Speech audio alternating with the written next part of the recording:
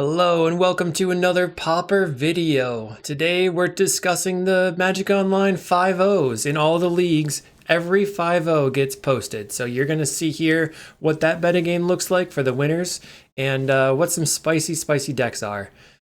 For this week, make sure that you like and subscribe. Really appreciate that. Let me know in the comments below what you thought about this.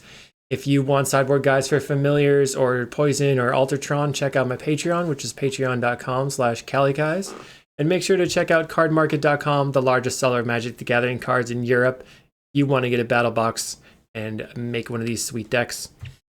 So our top deck of the week is Mono Red with nearly 30% of the winners metagame. So I've been posting a lot of posts on Twitter of people getting 4, almost 5 red decks in every league, so that's pretty brutal. Previously, we were seeing decks like Colgates using Prismatic Strands to handle Mono Red, and decks like Mono Blue Terror using Echoing Truth to handle Mono Red. But I guess the actual best thing to be doing here is just Fiery Cannonade or Breath Weapon. Not Fiery Cannonade. You want to be playing Breath Weapon because Cannonade doesn't hit some other pirates.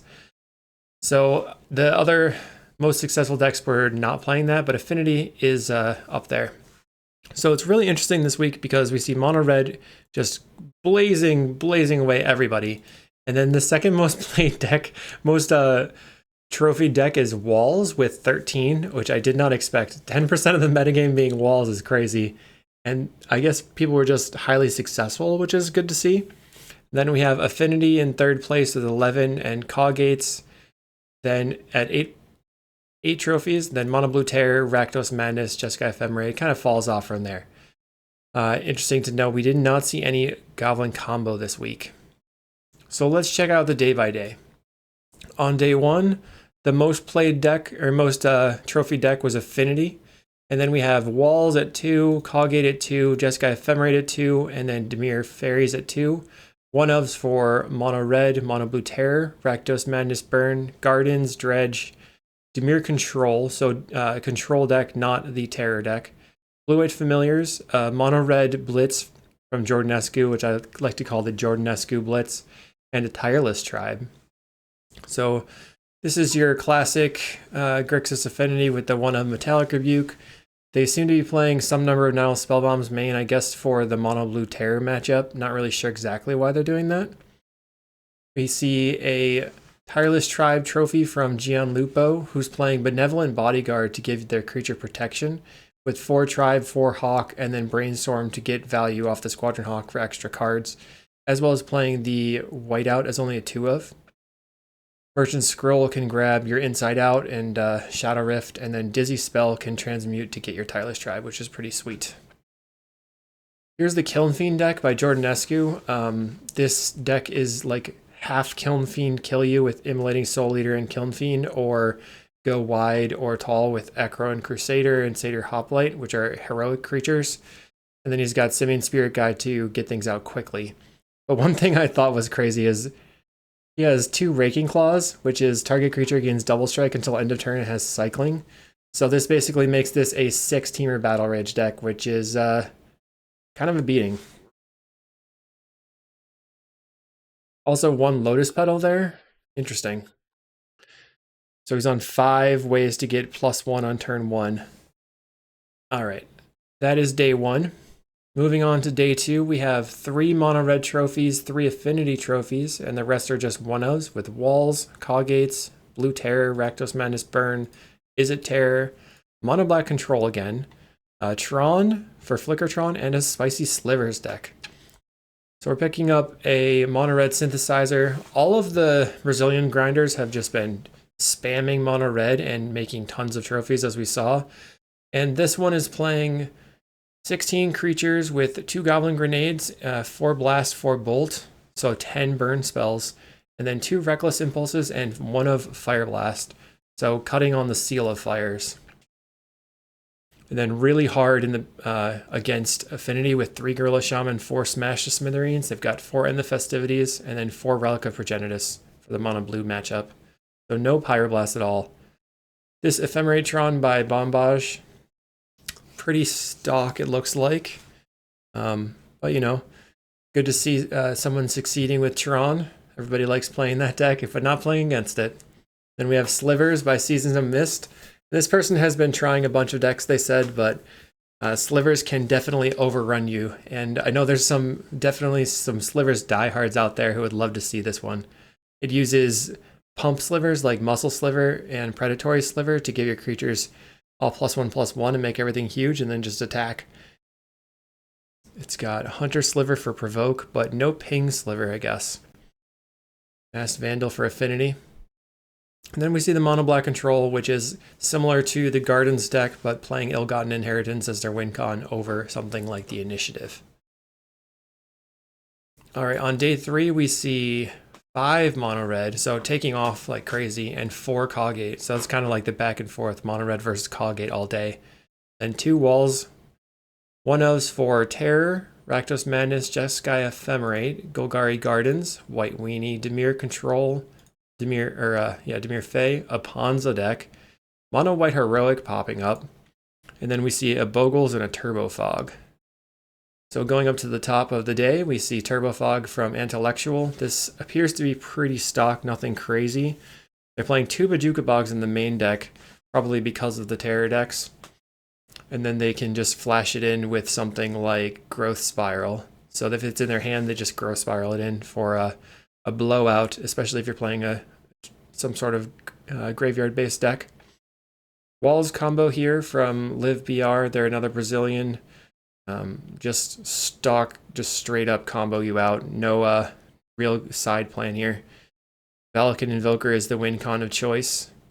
And they're not even playing the 1-drop wall to go through the dungeon forever. The Boggles by Spartano. This, let's see.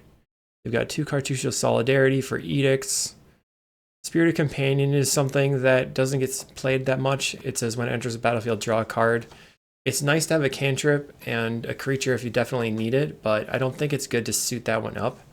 They're on Commune with Spirits, and then got Vitality Charm and Flaring Pain in the sideboard with Ram Through as a way to push damage as well. On day 4, on the 31st, Mono Red just explodes with 8 trophies, and then we have Affinity for a single, Cogates for a single, Mono Blue Terror, Dredge, White Weenie again, Gruul Ponza, Blue White Familiars, and 2 Poison Storm trophies, which was pretty awesome. This is the Mono Blue Terror, which is called Mono Blue Delver on Goldfish, but it's Delver, Cryptic Serpent, Solarian Terror, and then 4 Boomerang, 4 Counterspell, Spell Pierce, Consider. They're basically looking to go turn 1 Delver and then tempo you out with a 3/2 flyer.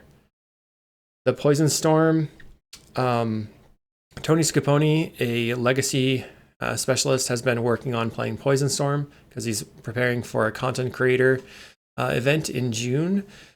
And he's trying to experiment with some things. So he's playing a Thirsting Roots in the main deck and a Muddle the Mixture as a counterspell, as well as a way to search up the Pentad Prism or the Weather the Storm. And in this list, he cut down to just 3 Weather the Storms, with 1 Weather and 3 Breath Weapon in the sideboard. So you are just not going to choose to lose to Mono Red post board.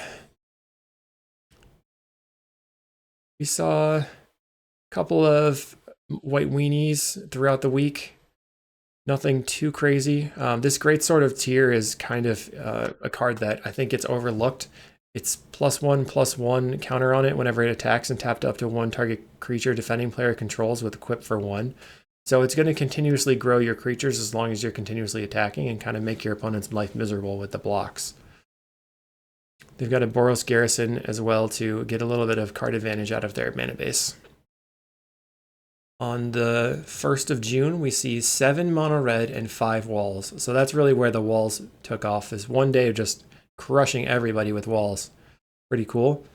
Then we see 1 of Jeskai Ephemerate, a Ponza again, mono white Heroic, Elves, and black white Ephemerate, which hasn't been seen very much, but here we see it. Let's start with this Elves deck. This looks to be pretty stock. They've got Tuk Tuk to explode out of the gate and a ton of draw spells, so they want to just like go in really, really fast and try to win by turn 3 or 4. The Boros Heroic is how it shows. So it's mono white heroic with 4 Lotus Petal, which I was really surprised to see, and a Conduit Pylons. So 5 ways to make red mana in order to splash for Flaring Pain. I guess that there's been enough Moments Peace and strands in their metagame that they feel like that is a wise choice. You can also come out of the gate faster with the Lotus Petal to play your 2 drops or, your protection spells.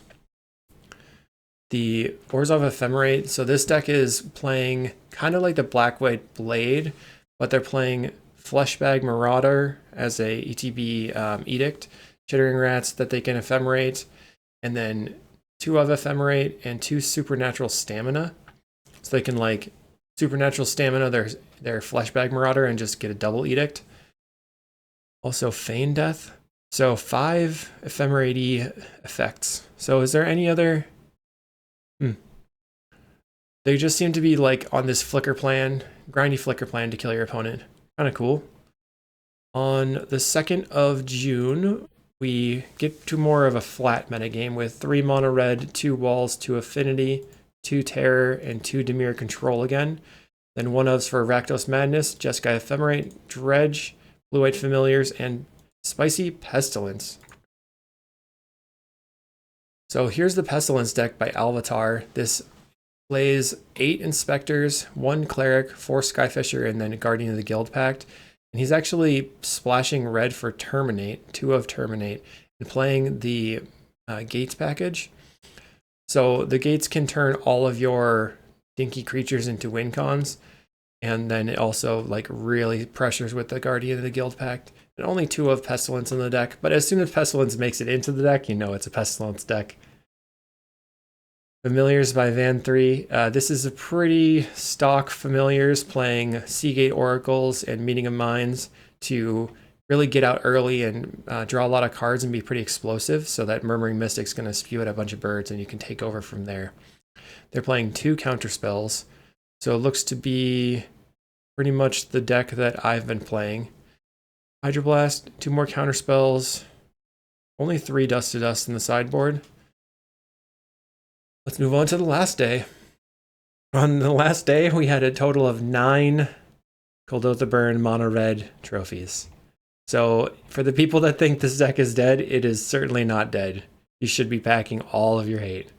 Then we have 1 Walls, 2 Affinity, 2 Rakdos Madness, 2 Gardens, 2 White Weenie, and then a Dredge, a Terror, mono blue Fae pops up, a Boros Synth, and a mono green Infect. So this affinity deck that Cars double trophied with is a Rakdos affinity, looking to just like put big creatures on the board and get in. So you have 4 Mirror Enforcer, a Gurmag, and then 4 Gixian Infiltrator, which gets huge really fast. And they have some Nile Spell Bombs, Tithing Blade. They're just kind of slamming in. Mono blue fairies from Clemago. Looks to be playing 2 Smoke Shroud to get their fairies, to get their ninjas flying, because it has ETB, makes it flying. And one cool thing that an opponent did on me was they actually used the Moon Circuit Hacker's ability to put the Smoke Shroud into the graveyard, and then they ninja'd the hacker so that their next ninja would have flying. Boros Synthesizer. Lindoso 01 is kind of a Boros Synthesizer stan. He really loves playing this deck, it seems. And it looks to be only 4 Thraben Inspectors, a Prismatic Strands in the main deck. Very grindy version of this deck with Lembus and Spare Supplies. Spare Supplies, ETB, draw a card, and it enters tapped, and then you can pay 2 and sacrifice it to draw a card. So it's a slow divination as well. And we see Solerme over here. So they were the one that trophied before with the, forget what they were doing. Come on, where's Solerme's thing? Okay, I'll just pick up their, you can go in Goldfish and search a person's name. Yeah, they were the Boros Heroic person playing Ephemerates, or Lotus Petals and stuff. And here they have Mono Green Infect. So they're playing Embiggen, which is one of the cards from Unfinity that was not banned from all competitive play. And that will give their Glistener Elf, I think, +4/+4, based on the way that the types have been changed. So it's pretty fast, and if nobody's packing edicts, then you just slam right in. Looks like the same kind of mono red from Spock Vita Loca. It seems like everybody's on a very similar list, but this person went for 2 Electrickery, I guess for the mirror matches. So the metagame here, we see almost 30% mono red and then a bunch of walls, mostly due to that one large day, then Affinity and Coggates. So I think that the top 3 are still mono red, Affinity, and Coggates. I don't think walls is necessarily like crazy good positioned, but it might be. Maybe I just overlooked that deck. And definitely watch out for mono red if you're playing in the Pauper leagues. Over the weekend, we saw the challenges. This is posted from Kerblinksy. Coggate at the most played, but the top 4 decks were all around the same amount of play. And some of them were really, really strong. It looks like Coggates was almost a 60% win rate. Mono Blue Terror, almost a 60% win rate. Mono Red still at 53%. It's really good over the whole weekend. And then Affinity not doing well at 44%. I think people are definitely over preparing for Affinity, not able to prepare for Kuldotha Red. So we'll see how that goes in the next week. If you have any comments on how this was structured, or you thought something was weird that I said, let me know in the comments below. Hopefully you enjoyed, and we'll see you in the next video.